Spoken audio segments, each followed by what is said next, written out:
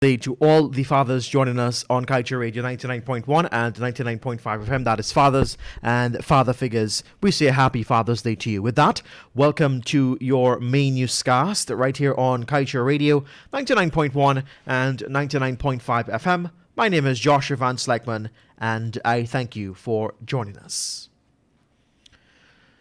Ghana is being shafted over $4 billion on Liza project, Chris Ram in absence of ring fencing provision.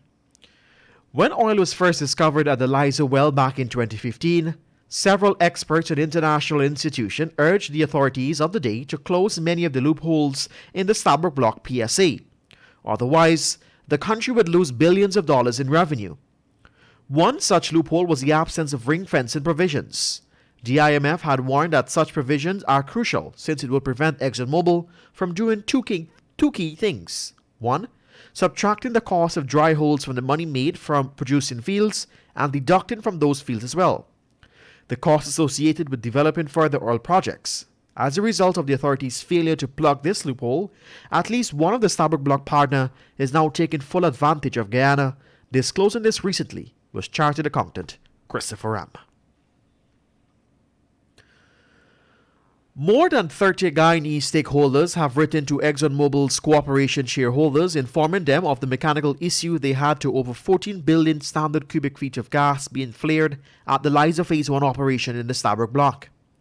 In a missive to the press, the local stakeholders noted that ExxonMobil shareholders should demand an updated risk assessment following the use of faulty equipment on the Liza Destiny vessel and warned that a well blowout could economically and environmentally with a comparable impact on shareholders' investment in Exxon.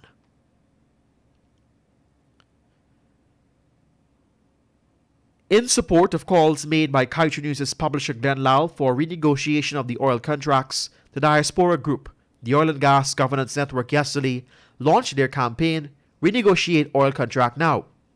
The group has since hosted a petition drive in Little Guyana, Queens, New York. Their goal is to collect thousands of signatures from Guyanese residing in New York, Canada, and elsewhere to support their call for renegotiation that will result in Guyana getting more money to fund its long list of urgent needs such as flood control, sea defenses, education, health, housing, a living wage for the working poor. You can get the full detail of that story in today's Kaieteur News.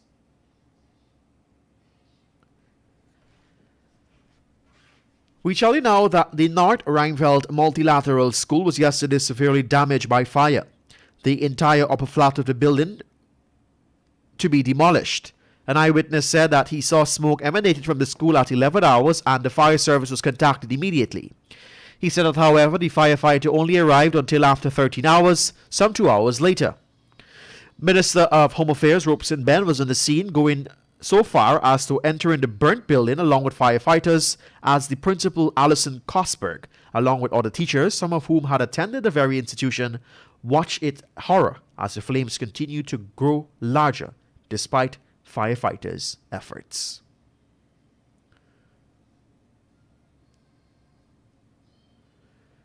The Tailend Pond located at East Mines Region 10, owned by Bosai Minerals Inc., collapsed on Thursday between 9 to 10 hours, comprising the residence areas of surrounding communities, affecting over 100 households. In an interview with this newscast, Darren Adams, the chairman of Region 10, said that the collapse was a result of the heavy flooding that caused the sand to sink in a tailing pond, causing a breach. Tailing pond are a mixture of water, sand, clay, and chemicals left over from the mining process. Adams stated that the three areas have been affected thus far, leaving 35 households affected in Maria Elizabeth, 46 in Three Friends Mines, and over 60 to 70 households in the Kamaka area.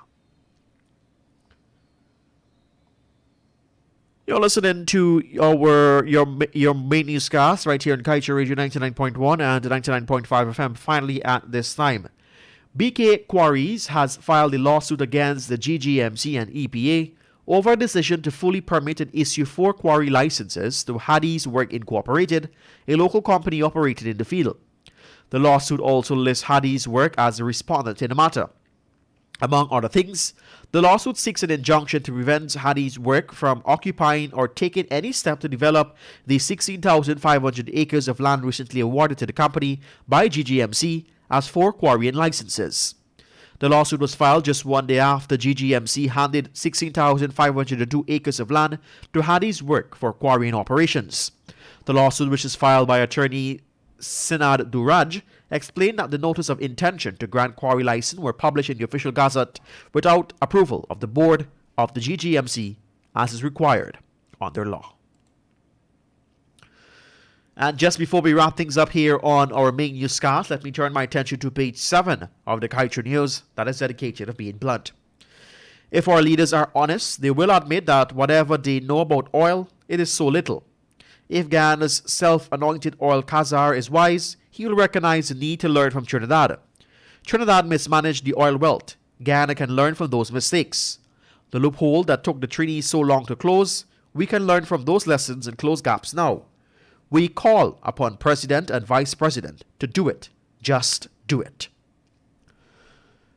And with that, we've come to the end of your main newscast right here on Kaieteur Radio 99.1 and 99.5 FM. Let me remind you that you can get the full details of these stories and much more by picking up a copy of the Kaieteur News at the newsstand near you, or head across to our website at kaieteurnewsonline.com. I am Joshua Van Segman. Thank you for joining us. And once again, to our fathers and father figures out there, we take this opportunity in wishing you a very happy Father's Day from all of us here at Team Kaieteur Radio.